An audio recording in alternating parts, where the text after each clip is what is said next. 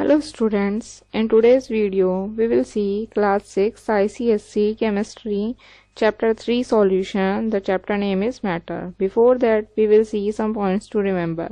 Point number 1, horse, mango, tree, dog, animal, plant, ये सभी चीजें जो हैं living things होती हैं. All are living things.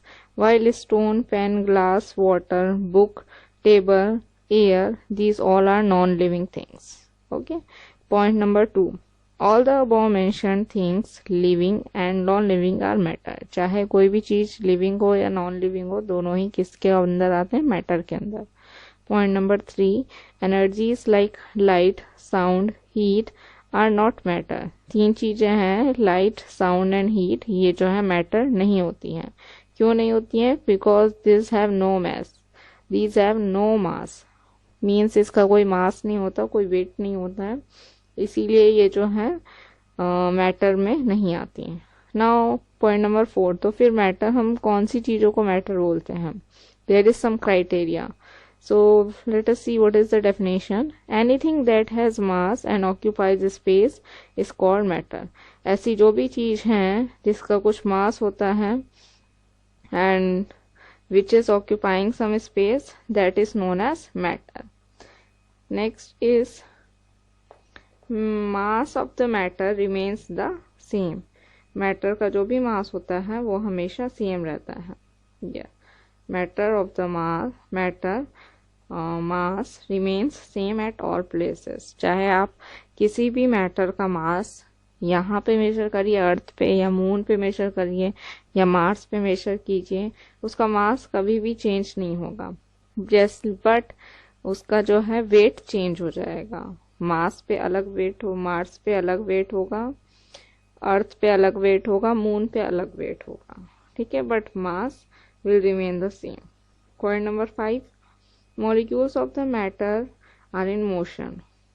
किसी भी टाइप के मैटर हो, जैसे कि लिविंग हो या नॉन लिविंग हो, सॉलिड हो, लिक्विड हो, गैस हो, उसमें जितने भी पार्टिकल्स होते हैं वो हमेशा मोशन में होते हैं, कभी भी स्टेबल या रुके हुए नहीं होते. Point number 6, the things which are similar in one or more ways are grouped together. ऐसी जो भी चीज़ें हम देखते हैं जिसमें सिमिलर प्रॉपर्टीज पाई जाती हैं, हम उसको एक ग्रुप में रख देते हैं और इसको हम बोलते हैं क्लासिफिकेशन. क्या बोलते हैं इसको? Classification. Point number 7, there are intermolecular gaps. जो मॉलिक्यूल्स होते हैं उनके बीच में गैप्स पाया जाता है, उसे बोलते हैं intermolecular space.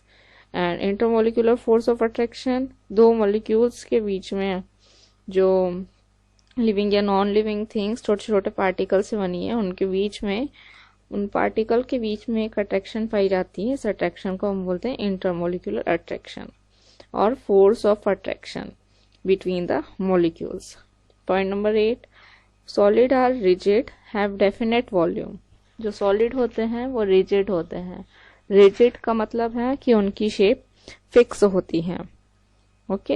And definite volume, उनका वॉल्यूम भी डेफिनेट रहता है. जैसे 1 kg, तो 1 kg फिक्स रहेगा. Retain their shape and are incompressible. वो जो है अपनी शेप में वापस आ जाते हैं और इनकम्प्रेसिबल होते हैं. उनको और दबा के पतला नहीं किया जा सकता. मतलब पतला नहीं बोलना चाहिए उनको. जैसे हम आटे को रखते हैं तो हम आटे को क्या करते हैं? हाथ से दबाते हैं तो कंप्रेस हो जाता है. यार इनकम्प्रेसिबल मतलब अगर हम ईंट को ले लो और उसको हाथ से कंप्रेस करें तो कंप्रेस नहीं होगी और दबेगी नहीं. ठीक है, वो टूट जाएगी, टूट भले जाएगी लेकिन दबेगी नहीं. लेकिन आप गद्दे को दबाओ तो कंप्रेस हो सकता है. इनकम्प्रेसिबल मतलब उससे और दबाया नहीं जा सकता, can not be compress. Point number 9, liquid can flow. Liquid जो है फ्लो हो सकता है.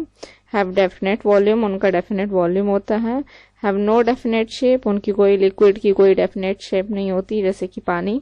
Have only one free surface, और उसकी सिर्फ एक ही सरफेस फ्री होती है. जैसे कि आप पानी को देखिए, पानी को आप ग्लास में रखते हैं, बाउल में रखते हैं, नदी में पानी है, तालाब में पानी है, उसकी सिर्फ ऊपरी सरफेस ही फ्री है जिसे हम देख सकते हैं.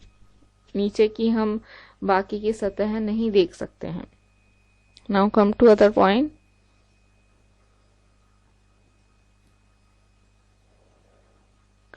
Up to point number 9 we have seen. Now point number 10.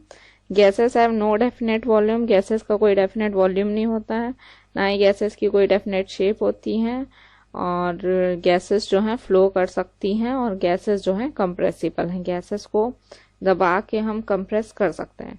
For example LPG cylinder, जो एलपीजी सिलेंडर होता है उसमें गैस कंप्रेस करके भरी जाती है. Now 11th number, intermolecular force of attraction बताया है किसमें सबसे ज़्यादा होती है. इंटरमोलिकुलर फोर्स ऑफ अट्रैक्शन सबसे ज़्यादा सॉलिड में पाई जाती है, उससे कम लिक्विड में पाई जाती है, उससे कम गैस में पाई जाती है. इंटरमोलिकुलर वॉल्यूम सॉलिड में सबसे कम रहता है, फिर उससे ज़्यादा लिक्विड में, उससे ज़्यादा गैस में. Now come to activity 1. इसमें क्वेश्चन पूछा गया है एक्टिविटी 1 में. Question number 1, list 5 substances made using each of the following material. ऐसे जो है 5 सब्सटेंसेस के नाम बताने हैं जो नीचे की दी गई चीजों को यूज करके बने. फर्स्ट वन है वुड. तो वुड से कौन कौन सी चीजें बनी हैं. चेयर बनी है. आप यहाँ पे 5 चीजें हैं तो आप 5 चीजें लिख सकते हैं. चेयर, टेबल एंड पेंसिल और door, chopboard. So many things are there made from wood. Next is paper. Paper से क्या क्या बना है. Book, copy, then this newspaper and chart paper and calendar and gift wrap. So many things made from paper. Plastics, bucket, polythene, compost box, tiffin, bottle. So many things made from plastic. Metal, copper wire बना है, gate बना है, window बनी है, car बनी है, scooty, motor bike. So many things made from metal. Leather shoes बनते हैं लेदर से, पर्स बनते हैं, बेल्ट बनती है, and few more things are there made from leather. Next is cloth. Leather से क्लॉथ भी बनते हैं लाइक जैकेट, क्लॉथ, शर्ट और बैग. क्लॉथ से जो है शर्ट और बैग बनाया जा सकता है. क्लॉथ से और भी बहुत सारी चीज़ें बनाई जा सकती हैं. फॉर एग्जांपल कर्टन्स और mat, some showpiece kind things we can make, and fashionable cloth and rope also we can make. Rope means rassi, and this much only. 5, I think 5 over. Now come to exercise 1. Exercise 1, question number 1 is define matter. Already we have seen the definition of matter. किसे बोलते हैं. Anything that has mass and occupies space is called matter. Very simple question this is. Question number 2, what are the 2 main types of matter? Give 2 examples for each type. 2 types of matter बताने हैं. Main कौन से होते हैं. So there are 2 main types of matter. The 2 main types of matter are living matter and non-living matter. Living matter, the earth is the home to all kind of plants and animals. They can grow, move and reproduce on their own. अपने आप में वो reproduce कर सकते हैं, move कर सकते हैं, बढ़ सकते हैं. That's why they are known as living matter. Example है plant, lotus, animal, human beings. ये सब जो है living things के example है. Now next is non-living matter. Most of the matter in the universe is non-living. It means that it does not grow. Matter में बहुत सारी चीजें जो है non-living हैं. इसका मतलब क्या है कि वो ग्रो नहीं करती हैं, ना ही वो मूव करती हैं, ना ही रिप्रोड्यूस करती हैं on its own. It can be natural or man made. Non living things जो है मैन मेड भी हो सकती है और नेचुरल भी हो सकती हैं. Now come to next. ये लिविंग एंड नॉन लिविंग एक तरह से मेन थे, जिसमें मैटर को जिन 2 पार्ट में डिवाइड किया गया. Now One more type is there in which the matter is divided, natural and man-made. Natural चीजें जो हमें नेचर से डायरेक्ट मिल जाती हैं वो है नेचुरल, और उन नेचुरल चीजों को यूज करके जो मैन बना लेता है वो होती है man made. Now C what is the definition of natural. It occurs in nature and can be used to make more useful substances. For example wood, coal, silk, water, stone, cotton, jute, cereals, fruit etcetera. ये सभी चीजें हमें direct मिल जाती हैं nature से. Man made, it is produced artificially from the natural matter. Natural matter से artificial तरीके से बनाए जाते हैं. For example plastic, soap, detergents, medicines, glass, nylon, steel, ceramic. ये सब चीजें जो हैं बनाई जाती हैं man made. Now question number 3, differentiate between living and non-living matter. Living and non-living matter में differentiate करना है. See how we can differentiate living matter and non-living matter. Better होगा इस क्वेश्चन को आप 2 कॉलम बना के लिखें. That one is much better. First point is the earth is home to all kinds of plants and animals, and its first point, most of the matter in the universe is non-living. ज्यादातर universe में जितने भी matter हैं वो non living है, और अर्थ ही एक ऐसा है अभी तक के लिए जिसपे जो है प्लांट एंड एनिमल्स पाए जाते हैं जो कि लिविंग है. Why they are known as living? Because they can grow but non living can not grow.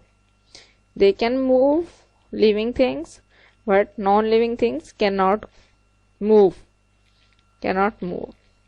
Living things can reproduce on their own, but this non-living things cannot reproduce on its own. Next is, it is natural only. This non-living can be natural or man-made. Natural भी हो सकता है और man-made भी हो सकता है. Next is question number 4. Select the natural and man-made things from the following. So here only I am telling that which one is man-made and which one is artificial. Wood we are getting from nature, so this is natural. Plastic इंसान ने बनाया, so this is man-made. Silk we are getting naturally. Medicine man-made, man ने बनाया है. Detergents man-made, man ने बनाया है. Coal natural है. वाटर नेचुरल है. सिरेमिक भी मैन मेड है. कॉटन नेचुरल है. ग्लास मैन मेड है, मैन ने बनाया है, हमें नेचर में नहीं मिलता है ग्लास. नायलॉन मैन मेड है, मैन ने बनाया है. फ्रूट्स नेचुरल है. Now you can see the column. Naturals are food, wood, silk, coal, water, fruits. And man-made plastic, medicine, detergents, ceramic, cotton, glass, nylon. ये सब man-made है. Now come to exercise 2. Exercise 2 question number 1. Name the smallest particle from which matter is made up of. ऐसे small particle का नाम बताओ जिससे matter बनता है. So the smallest particle from which matter is made up of, that is atom. Now question number 2. What are molecules? Molecules क्या होते हैं? So answer is molecules are the smallest unit of matter. They exhibit all the properties of that kind of matter and is capable of independent existence. देखो matter की जो definition, molecules and atom की जो definition है उसमें ज़्यादा difference नहीं है, सेम ही बोली जाती हैं डेफिनेशन. ऐसा लगता है कि दोनों डेफिनेशन एक ही तो हैं, लेकिन जो छोटा सा डिफरेंस है जिस पे हम जल्दी ध्यान नहीं देते हैं वो ये है कि जो एटम होता है वो इंडिपेंडेंटली एग्जिस्ट नहीं करता है. इंडिपेंडेंटली एग्जिस्ट नहीं करता है मतलब नेचर में अकेले फ्रीली नहीं पाया जाता है. पर मॉलिक्यूल जो होता है वो इंडिपेंडेंटली एग्जिस्ट करता है. इंडिपेंडेंटली एग्जिस्ट करता है इसका मतलब मॉलिक्यूल नेचर में पाया जा सकता है, ठीक है, पर एटम नेचर में नहीं पाया जाता. Only this is the difference. Now come to question number 3. Give one difference between atoms and molecules. क्या डिफरेंस है देखो। सो एटम्स मे और may not have independent existence. Atom जो है इंडिपेंडेंटली एग्जिस्ट कर भी सकते हैं और नहीं भी कर सकते हैं, लेकिन जो मॉलिक्यूल्स होते हैं वो इंडिपेंडेंटली एग्जिस्ट करते ही करते हैं। Now question number 4, define intermolecular force of attraction. What is intermolecular force of attraction. देखो, जो हमारा कोई भी मैटर होता है वो छोटे छोटे मॉलिक्यूल से मिलके बना होता है। उन मॉलिक्यूल के बीच में दो चीजें पाई जाती हैं, एक तो इंटरमोलिकुलर फोर्स ऑफ अट्रैक्शन और दूसरा इंटरमोलिकुलर स्पेस। जैसे कि ये लैपटॉप है, ये लैपटॉप की स्क्रीन जो है जुड़ी हुई क्यों है, क्योंकि उसके एटम्स जो हैं एक दूसरे को पकड़े हुए हैं, इसीलिए वो जुड़ी हुई है। अगर ये स्क्रीन सॉलिड की ना बन के, ग्लास की ना बन के, प्लास्टिक की ना बन के पानी से बनी होती तो ये एक जगह नहीं रह पाती, क्योंकि उनके बीच में फोर्स ऑफ अट्रैक्शन कम होती है। So intermolecular force of attraction is a kind of attraction which attract the molecule or the atoms of the particular matter. So let us see what is the definition.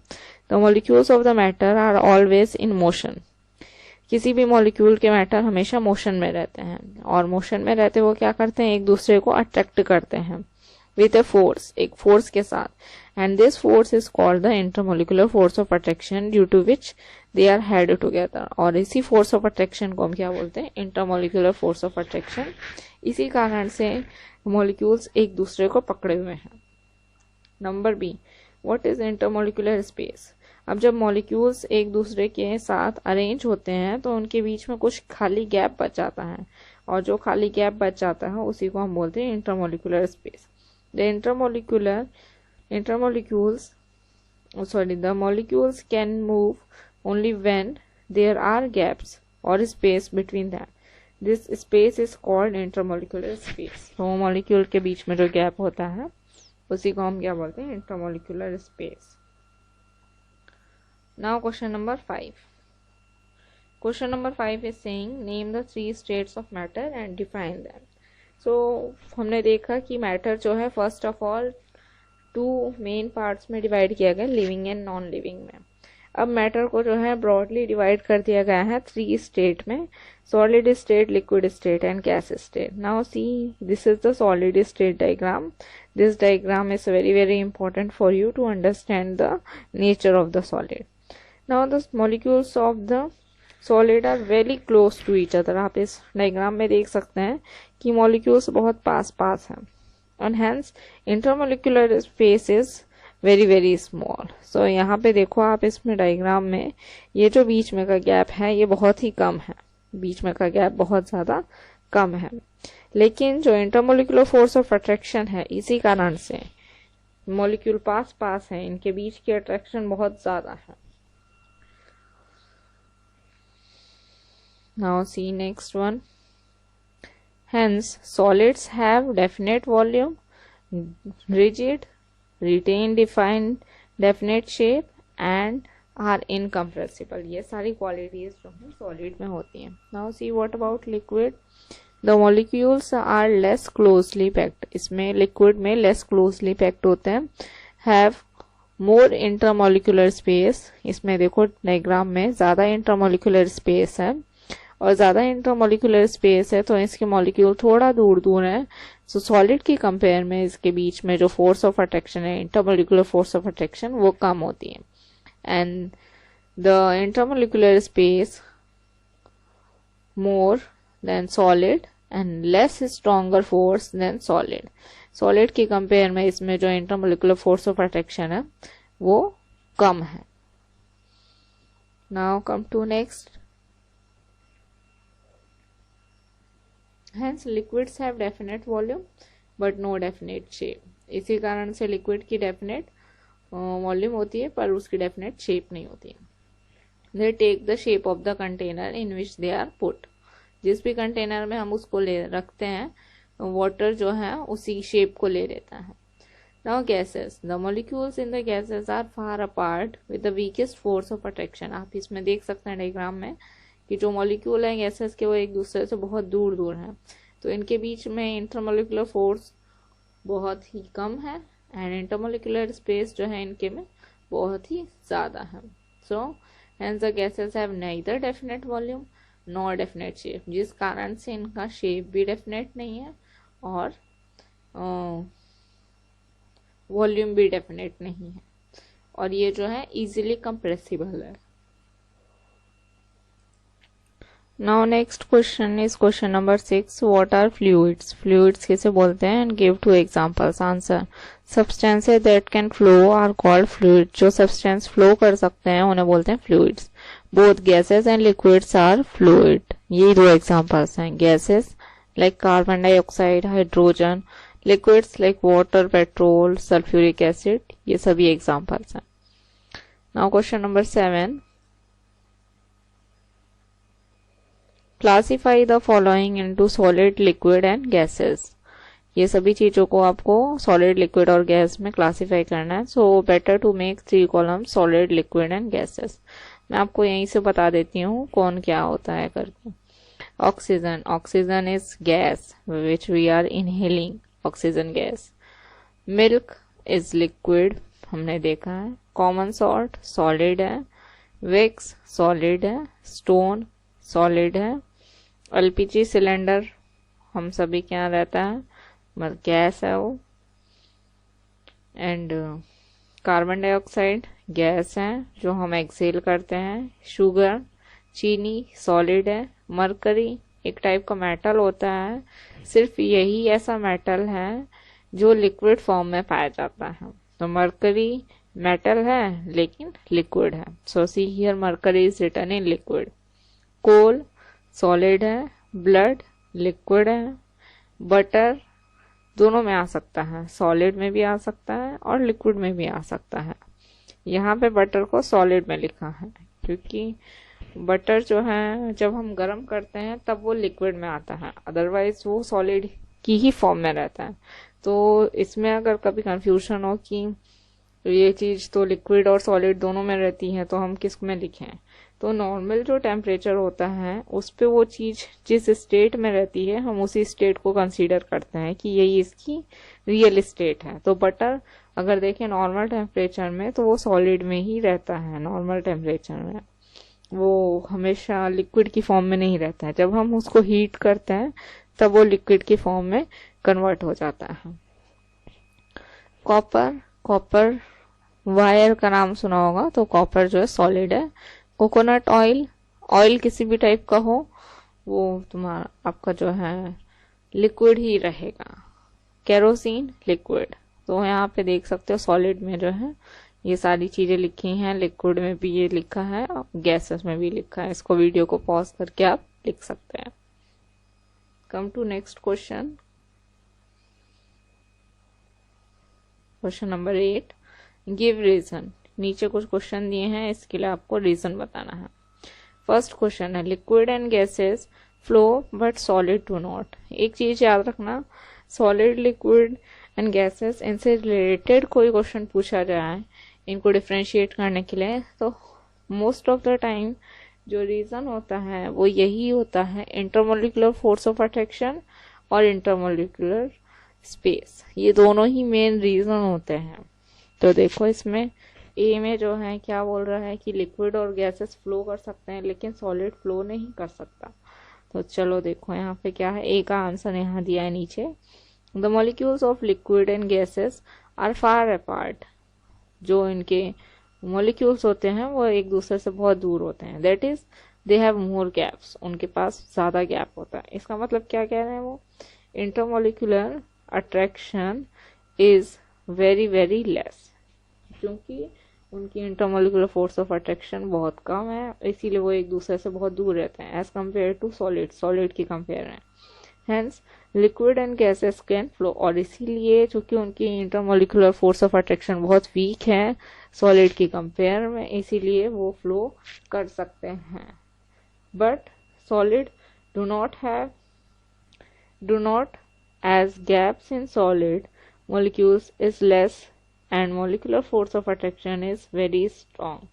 Solid में ऐसा नहीं होता है क्योंकि solid में gap भी नहीं होता है और उनकी जो इंटरमोलिकुलर फोर्स ऑफ अट्रैक्शन है वो हाई है, वो एक दूसरे को बहुत ही टाइटली पकड़ के रखते हैं और गैप भी कम होता है।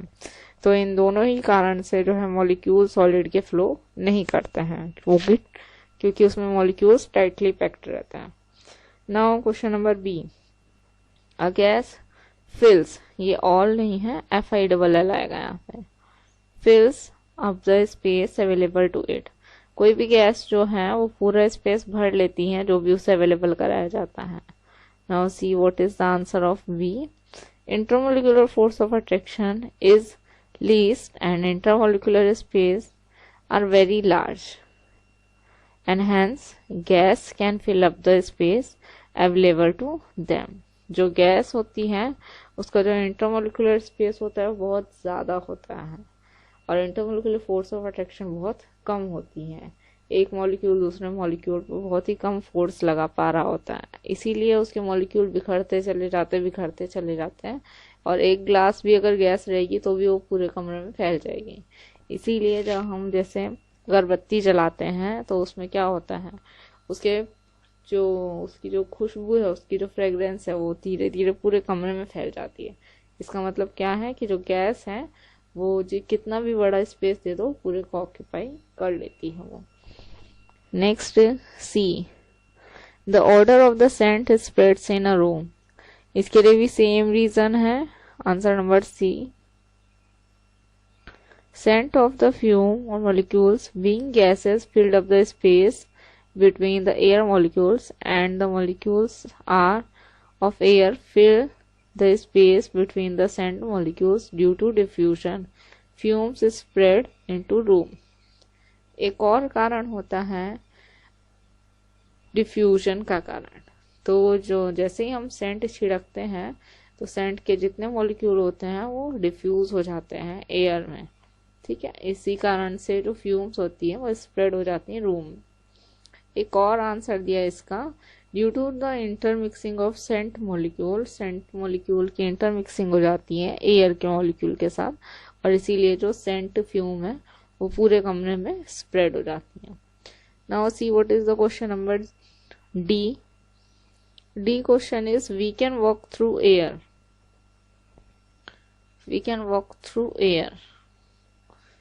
Question number D, I think question number D incomplete sir लिखा हुआ है, but let us see, here is the answer, the molecules of the air are far apart, that is large gap and we can walk through air easily। see, हम air से बहुत ही easily move कर सकते हैं। क्यों move कर सकते हैं? क्योंकि एयर में जो पार्टिकल्स है वो एक दूसरे से बहुत दूर दूर है और उनके बीच में लगने वाली फोर्स ऑफ अट्रैक्शन भी बहुत बहुत कम है, इसलिए हम एयर में आसानी से वॉक कर सकते हैं। अब सोचो एयर की जगह आप पॉन्ड में खड़े हैं या स्विमिंग पूल में खड़े हैं और तब आपको चलने के लिए कहा जाए, सिर्फ नॉर्मल चलने के लिए भी कहा जाए तो आपको बहुत दिक्कत होगी, क्योंकि गैस के कंपेयर में उसमें लिक्विड में इंटरमोलिकुलर स्पेस जो है कम हो गया है।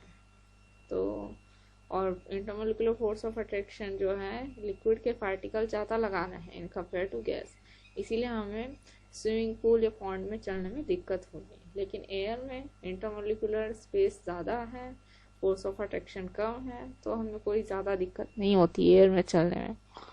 Now question number D is finished, after that E.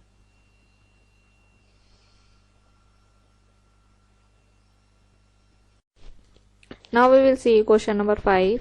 Liquids have definite volume but no definite shape. Liquid की definite volume होती है पर definite shape नहीं होती है। Now here is the answer number E.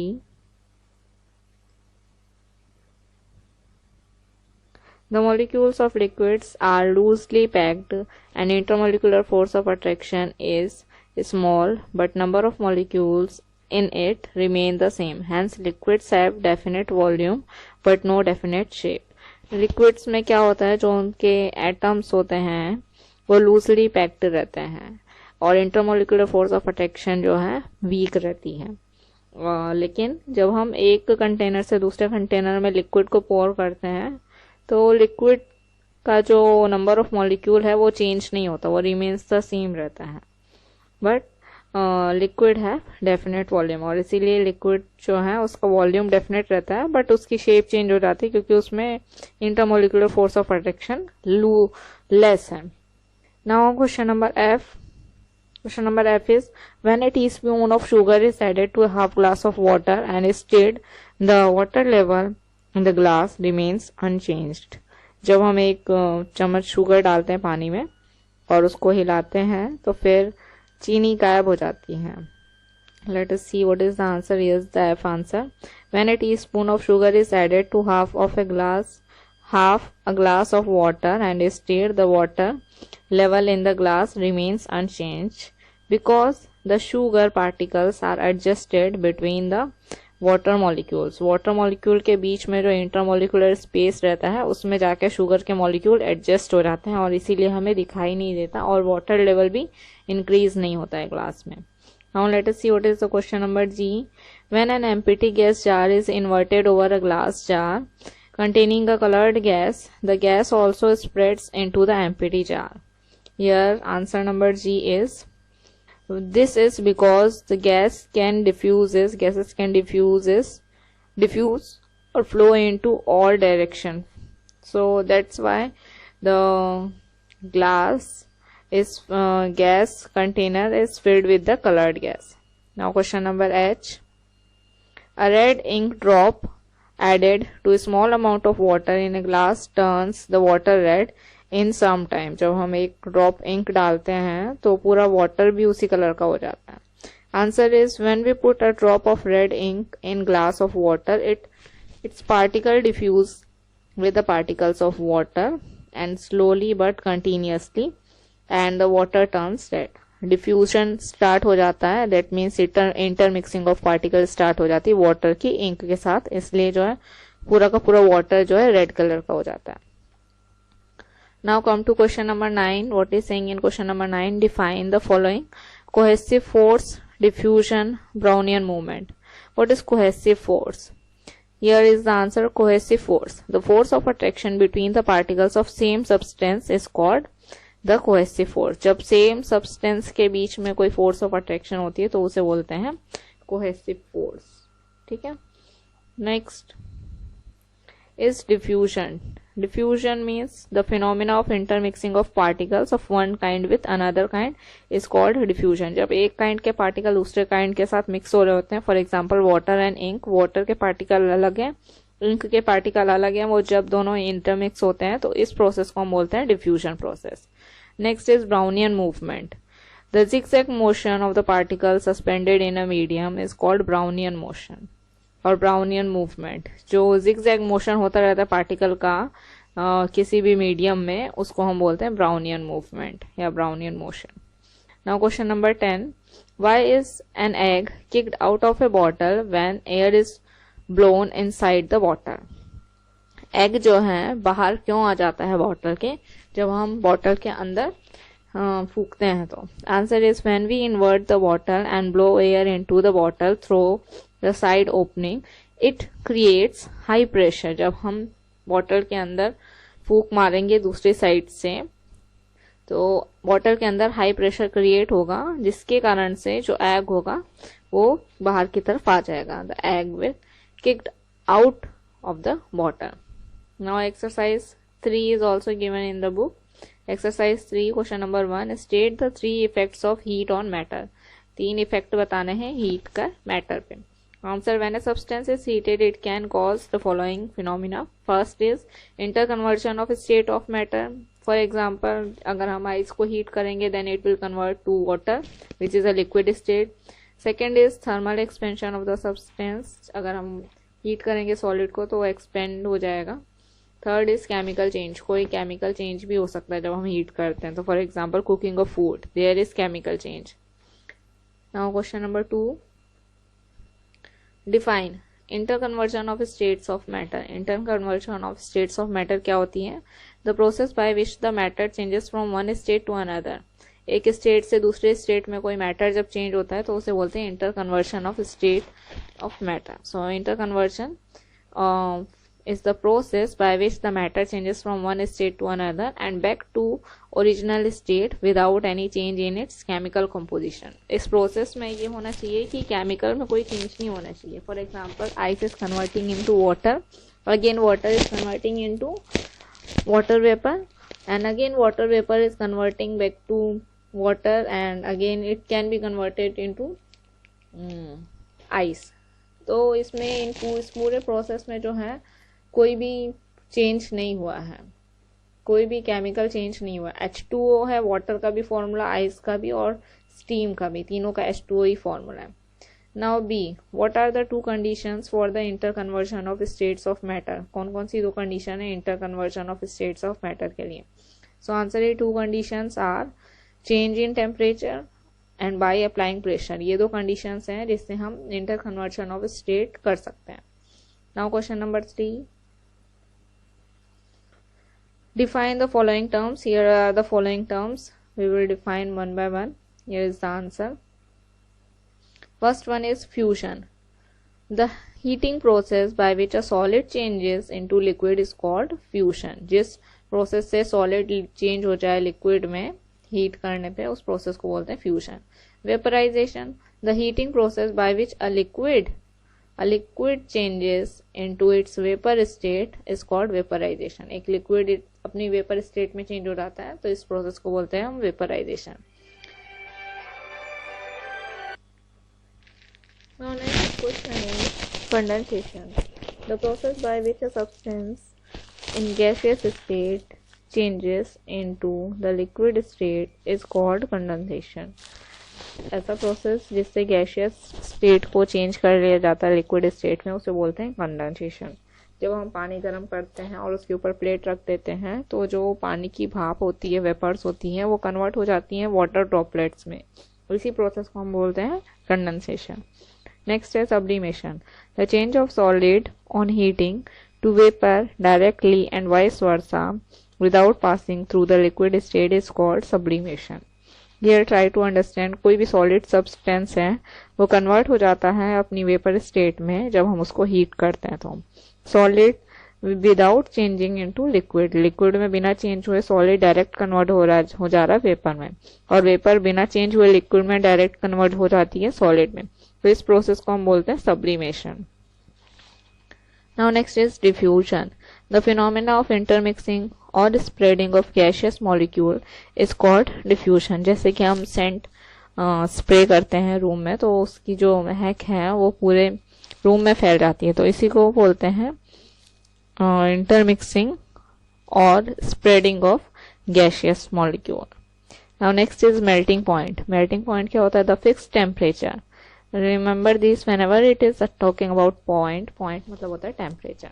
The fixed temperature at which a solid changes into liquid at a given pressure is called its melting point. Next, the temperature remains constant as long as the conversion is going on. जैसे जैसे conversion होते जाता है temperature remain constant रहता है। इसमें जो है boiling point मेल्टिंग पॉइंट होता है। कैसे होता है? जो फिक्स टेम्परेचर आता है जिसपे सॉलिड चेंज होना शुरू हो जाता है लिक्विड स्टेट में, उसमें कोई प्रेशर चेंज नहीं होता है, इसको हम बोलते हैं melting point. Boiling point, the fix temperature, ऐसा temperature at which a liquid start changing into gaseous state, जिसमें एक लिक्विड चेंज होना शुरू हो जाता है गैसियस स्टेट में। For example boiling of water, that is known as boiling point. The temperature remains constant till the whole of the liquid changes into gaseous state. जैसे हम वाटर बॉईल करते हैं तो वाटर जब का जो बॉइलिंग पॉइंट होता है, वाटर का बॉइलिंग पॉइंट 100 डिग्री सेल्सियस होता है, और जब तक पूरा का वेसल में जितना वाटर है वो पूरा का पूरा कन्वर्ट नहीं हो जाता लिक्विड से वेपर स्टेट में, तब तक उसका बॉइलिंग पॉइंट 100 डिग्री सेल्सियस ही रहेगा। नेक्स्ट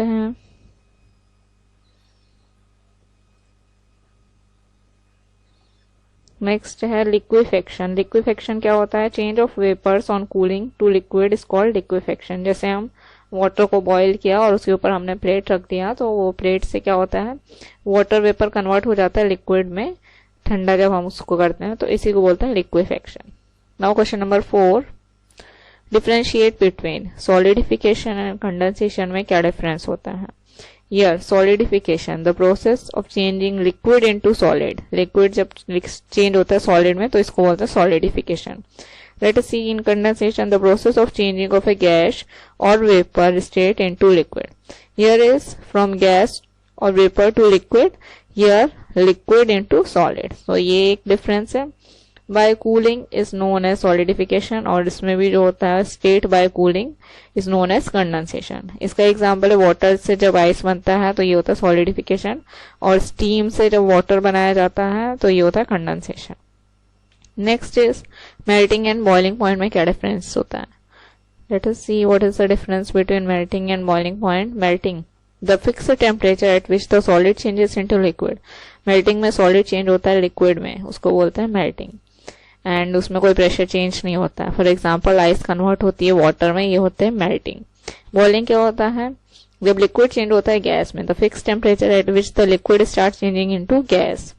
तो लिक्विड चेंज होता है गैस में, that is known as boiling point. For example water is converting into steam. Next is vaporization. And gas में क्या डिफरेंस होता है. किसी भी लिक्विड को जब हम हीट करते हैं तो उसकी वेपर्स बनती हैं, और गैस नॉर्मल टेम्परेचर पे भी गैस रहती है वो चीज. The process by which a substance changes from liquid state to vapour state is called vaporisation or evaporation. For example water changes into gaseous state on heating. जब हम heat करते हैं वाटर को तभी हमें वाटर वेपर देखने को मिलती है, otherwise it is in the form of liquid only. Gas the substance which remain in the gaseous state under normal conditions of temperature and pressure are called gases. जो normal temperature पे भी gas में ही रहती हैं उनको हम gas बोलते हैं. जैसे कि ऑक्सीजन, ऑक्सीजन को गर्म करने की जरूरत नहीं पड़ती हमें गैस स्टेट में देखने के लिए. So here is the example oxygen, hydrogen and nitrogen. Next question is difference between miscible and immiscible liquid. Miscible liquids वो होते हैं जो आपस में मिक्स हो जाते हैं. Liquid which mix with each other are called miscible liquid. For example water and alcohol. Immiscible liquid वो होते हैं जो मिक्स नहीं होते हैं. Liquid which do not mix with each other are called immiscible liquid. For example water and oil. Now question number 5. How is interconversion of states of matter different from the chemical reaction. Interconversion chemical reaction से कैसे different है. Remember इंटरकन्वर्शन of state में chemical change नहीं होता और chemical reaction में chemical change हो जाता है. So during interconversion of state of matter, composition of substance remains the same. Interconversion में composition remains the same. Matter changes from one state to another state and back to its original state. While in chemical reaction, it involves rearrangement of the molecular structure and composition changes. Rearrangement हो जाता है molecule structure का और composition भी change हो जाती है. Why solid does not flow but liquid flow? Solid does not flow because there is very much in great or large intermolecular force of attraction. So in solids there is a strong force of attraction between the molecules and there is very less space between them, and the molecules are therefore not free to move. They merely vibrate about their mean position. जो molecules होते हैं अपने position पे vibrate करते रहते हैं, वो move नहीं करते. But in case of liquid the molecules are not very closely packed. Liquid का जो स्ट्रक्चर उसमें हमने देखा है कि मॉलिक्यूल्स क्लोजली पैक्ड नहीं है. They do not attract each other as strongly as the molecules of solid. वो इतने स्ट्रांगली अपने मॉलिक्यूल्स को अट्रैक्ट नहीं करते जितना कि सॉलिड वाले करते हैं. Thus the intermolecular space are large and the molecules are able to move about more freely. This makes a liquid flow. इसी कारण से लिक्विड जो है फ्लो करता है. Next is question number 6. How does a liquid changes into gaseous state? Explain. Liquid gaseous state में कैसे change होता है? As a liquid is heated, जब liquid को heat किया जाता है, then its particle starts gaining energy. इसके जो particles होते हैं उनको energy मिलने लगती है and they move variously, which increases the gap between the particles and decreasing the force of attraction. Ultimately a liquid changes into gaseous state. जब किसी भी लिक्विड के पार्टिकल्स को हम हीट करते हैं तो लिक्विड के पार्टिकल हीट पा करके बहुत ही ज़्यादा एनर्जेटिक हो जाते हैं, और एनर्जेटिक हो जाते हैं तो बहुत तेज़ी से मूव करने लगते हैं, और जो फोर्स ऑफ अट्रैक्शन बीच में काम करती है उसको तोड़ के वो बाहर निकल जाते हैं, और इस तरह से वो कन्वर्ट हो जाते हैं गैसियस स्टेट में. Question number 7. Water cycle is an example of interconversion of states of water. Explain.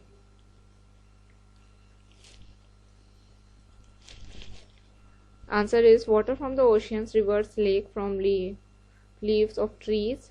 Transpiration changes into vapor, and when temperature increases or evaporates and enters the atmosphere as clouds. When the temperature falls, the vapor changes into water, and some of it in the form of snow fall on the mountains, and earth in the form of water and hills, and this continues. Thus the water cycle is an example of interconversion of states of matter. इसमें क्या होता है, interconversion of states of matter में जो oceans होते हैं, reverse होते हैं, इनसे वाटर जो है पहले इवेपोरेट होता है, फिर एटमॉस्फेयर में जाता है, फिर कंडेंस हो जाता है, स्टीम में कन्वर्ट होके, फिर कंडेंस होके वापस लिक्विड बन जाता है, फिर क्लाउड्स बन जाते हैं, फिर क्लाउड से बारिश होती है पानी के फॉर्म में, स्नोफॉल होती है आइस के फॉर्म में जो कि सॉलिड है, एंड फॉग देखने को मिलता है। तो ये सब चीज़ें जो हैं दिखाती हैं कि वाटर साइकिल जो है एग्जाम्पल है इंटर कन्वर्शन ऑफ स्टेट का। इंटर कन्वर्शन ऑफ स्टेट मतलब सॉलिड से चीज़ चेंज हो रही है लिक्विड में, लिक्विड चेंज हो रहा है गैस में, फिर गैस चेंज हो रही है सॉलिड में, और गैस चेंज हो रही है लिक्विड में, लिक्विड चेंज हो रहा है सॉलिड में। ऐसे ये जो कंटिन्यू चलते रहता है, इसी को बोलते हैं inter conversion of states of matter, जो वाटर साइकिल इसका एक गुड एग्जाम्पल है। Now next question number 8, what happens to a metal ball when it is heated? What does this show?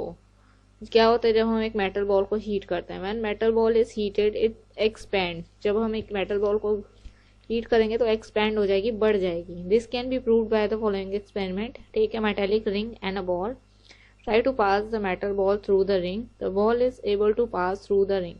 Now heat the metal ball for 5 to 6 minutes. The hot ball is not able to pass through the ring. तो यहाँ पे experiment किया जाता है, यहाँ पे नीचे दिखाया है फोटो में कि एक रिंग ले लिया हमने और एक बॉल ले लिया, इसको स्ट्रिंग से बांध दिया बॉल को, एंड फर्स्टली तो ये पास हो जा रही थी मेटल की बॉल। इसके बाद हमने मेटल की बॉल को हीट किया, हीट करने के बाद इससे रिंग से पास करने की कोशिश की, then it is not passing. This shows that a solid expands on heating. Now cool the ball. After heating, cool the ball. Again pass through the ring. This shows that the solid contracts on cooling. तो जब हम heat करते हैं तो expand हो जाता है, और जब कूल करते हैं तो कॉन्टैक्ट्स हो जाता है, मतलब सिकुड़ जाता है। Now question number 9, why does a candle become smaller on burning with time? Time के साथ एक कैंडल स्मॉल क्यों होते जाती हैं? On heating candle wax melts and turns into vapour which reacts with air to produce two new substances, carbon dioxide and water. Here burning of a candle, you can see it is giving two things, candle wax. Heating करते हैं तो हमें दो चीज़ें मिलती हैं, carbon dioxide और water vapour, और कुछ वैक्स जो है वापस से बच जाता है। Therefore the candle on burning becomes smaller and smaller, and the part of wax which has undergone chemical change cannot be recovered. तो जो पार्ट वैक्स का कन्वर्ट हो चुका है carbon dioxide and water vapour में, वो हमें नहीं मिलता है वापस, इसीलिए जब कैंडल को हम बार बार जलाते हैं तो वो धीरे धीरे छोटी होती जाती है। Now there are some objective type questions given in your book. First is fill up.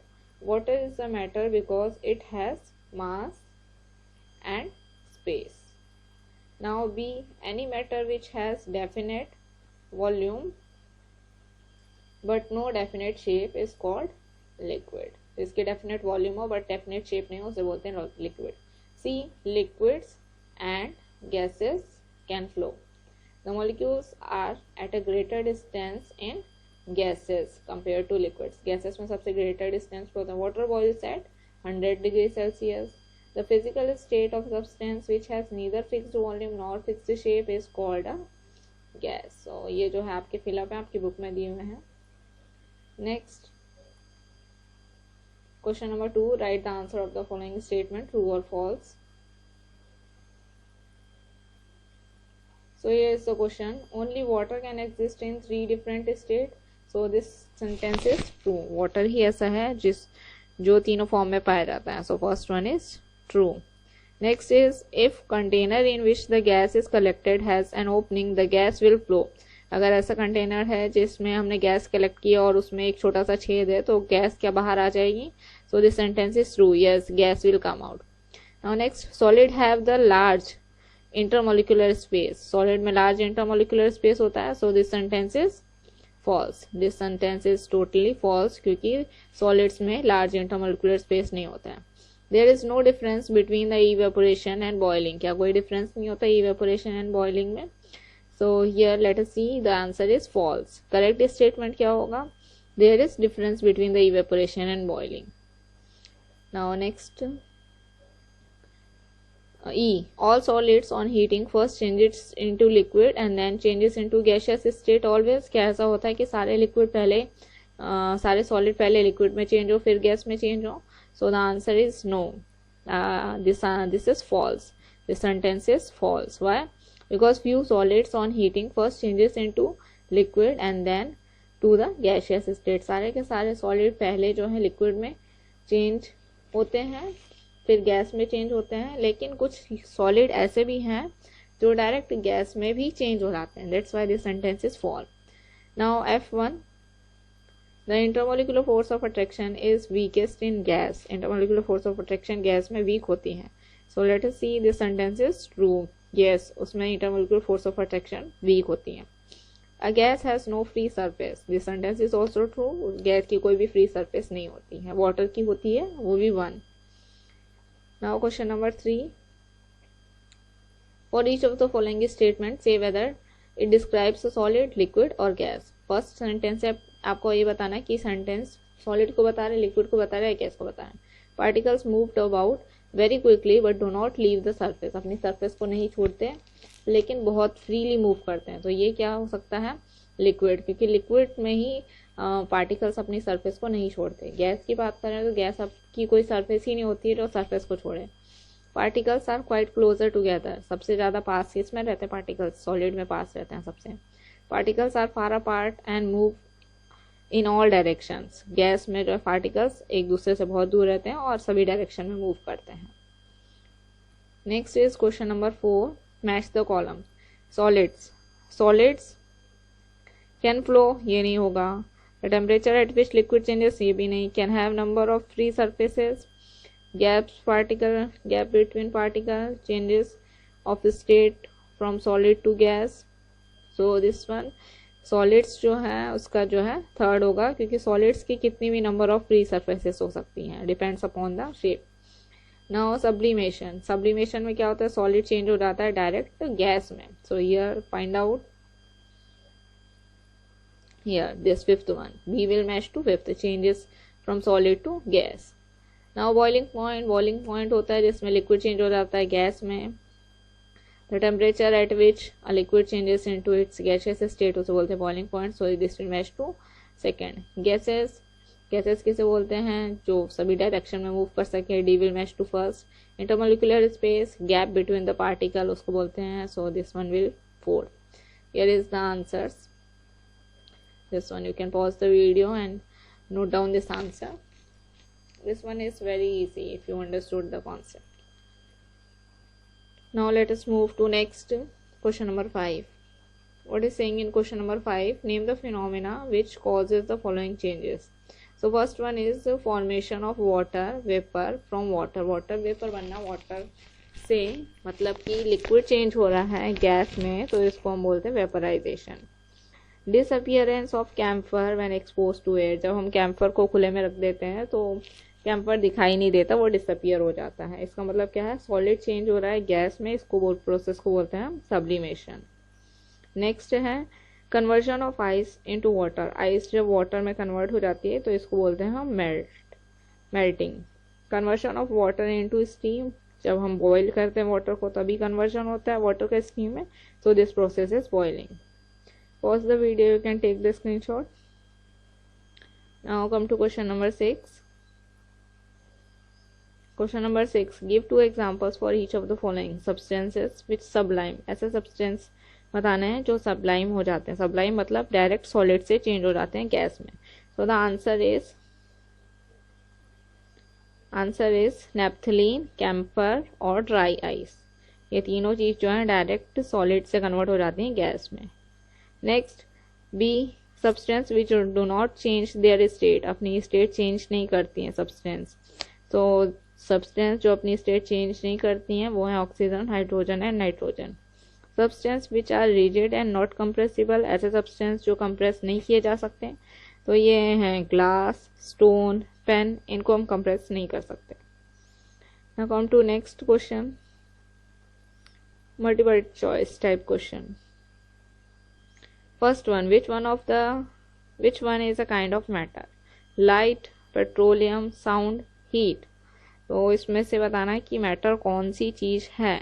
तो हमने पढ़ा था शुरू में ही, पॉइंट्स टू रिमेंबर में, कि लाइट, साउंड और हीट जो है ये मैटर नहीं होते हैं। So here petroleum is matter.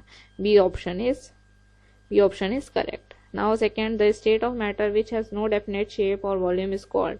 ऐसी मैटर बतानी है जिसकी डेफिनेट शेप भी ना हो और वॉल्यूम भी ना हो। सॉलिड की डेफिनेट शेप और वॉल्यूम होती है, लिक्विड की डेफिनेट शेप नहीं होती पर वॉल्यूम डेफिनेट होता है। Gas is the only thing or only matter which is having no definite shape and no definite size. Now next question number 3, there are large intermolecular gaps in, सबसे ज्यादा large intermolecular gaps किस में पाए जाते हैं? Air में पाए जाते हैं, ना ही वाटर में, ना ही आयरन बॉल में, ना ही कॉमन सॉल्ट में। Now question number 4, all kinds of matter. So matter definition also we have seen that all kinds of matter are that one which occupy space and which have a definite mass. So this A option is correct. Rest of the options are false. Now fifth, a kind of matter which can sublime. ऐसे matter का नाम बताओ जो sublime हो सकता है, मतलब solid से डायरेक्ट गैस में कन्वर्ट हो सकता है। वाटर नहीं होता, प्लास्टिक नहीं होता, मिल्क नहीं होता। Iodine is the substance which can sublime, directly converting from solid to gas. Now question number 6, a substance which can change its state, wood, oxygen, paper, cloth. wood अपनी state change नहीं कर सकता, paper अपनी state change नहीं कर सकता, cloth भी नहीं कर सकता, only oxygen can change its state. So option B is correct. Now question number 7, the process by which a solid changes into liquid is called freezing, melting, condensation, evaporation. जिसमें से solid change हो रहा हो liquid में उसे बोलते हैं melting. Here your exercise is finishing. Here is the project question. If you wish to write, I am just showing you can write. This is project question number 1। then after this project question number 2 and question number 3. Then after this is also given here and its answer is also given here. Only this much is of your project. I hope you understood the concept. If you wish to see more videos from the chemistry, then do subscribe to my channel. If there is any issue, so write in the comment box and like to my video. Thank you and see you in the next video.